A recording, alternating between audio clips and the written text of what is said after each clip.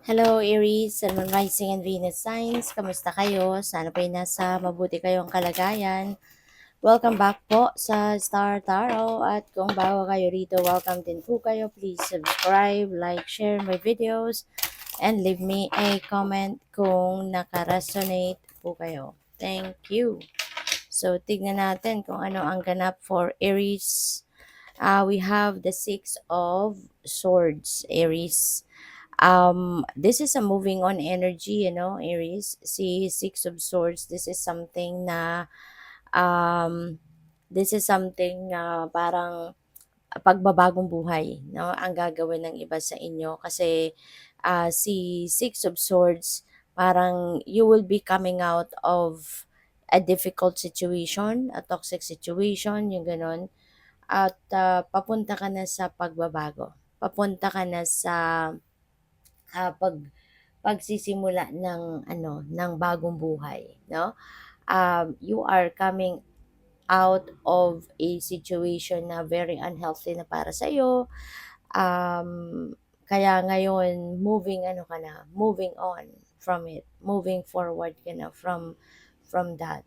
So, yun, this is really good. This is really beautiful, you know. At pwede ng iba sa inyo dito, you're going to physically remove yourself from this situation. Pwedeng iiwanan mo na talaga to physically na sitwasyon. Magre-relocate ka, maglilipat ka, kaya po pwedeng may travel dito na magaganap or na-involved sa sitwasyon na ito. And that is where you're going to start a new life, no?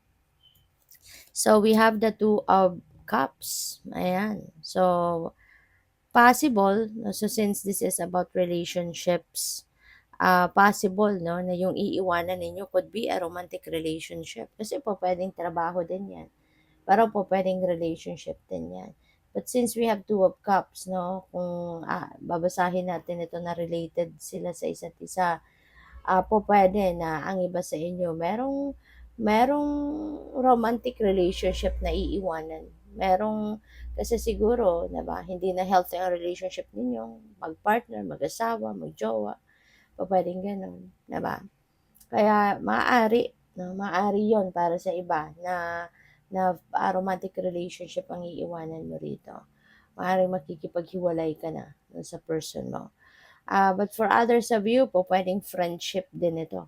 Baka meron ka ng tatalikuran na isang kaibigan, no? Maaaring tinuring mong kaibigan pero hindi ka naman tinuring na kaibigan.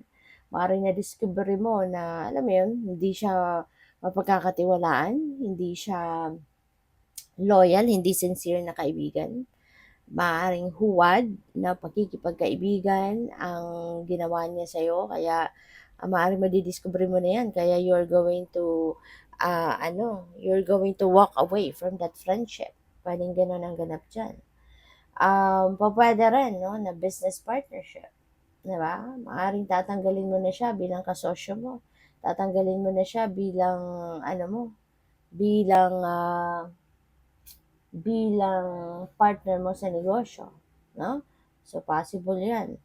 So, kung babasahin naman natin ito na wala, no, si Six of Swords, ito lang, this is really beautiful energy in terms of relationships, kaibigan, business, romantic. Kasi this could be a new partnership na papasukin ninyo, Aries.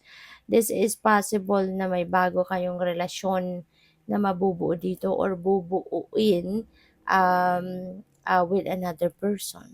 No? So, pwedeng baka meron kang bagong malilika, baka meron kang bagong relasyon na napapasukin, di ba? So, good for you. Good luck. We have the Chariot. You're definitely moving on and you're going to definitely travel, Aries. Kasi po pwedeng yung dalawang ito related to each other. So, po pwedeng kayo ay magta-travel talaga, o pwedeng ang iba sa inyo na may ganitong sitwasyon is definitely moving forward, moving on, no, from that situation. Kaya po pwedeng kayo ay magta-travel. O pwedeng makakaalis na talaga kayo sa sitwasyon na 'to or iiwanan niyo na talaga yung sitwasyon na 'to. So, that is very possible. So, that's really good.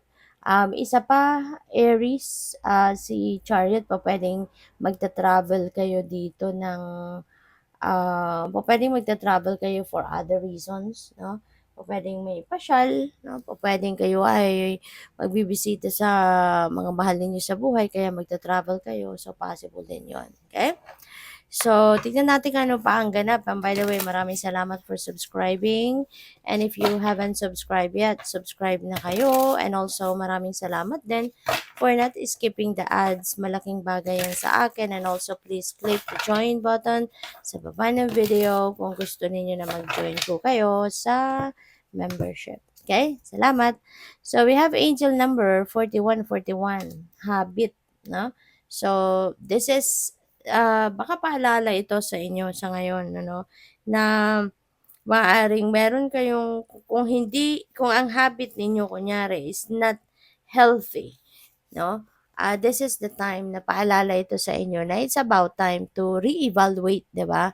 Kung ano 'tong mga nakasanayan na ninyong gawin, kung ano 'tong mga ginagawa ninyo.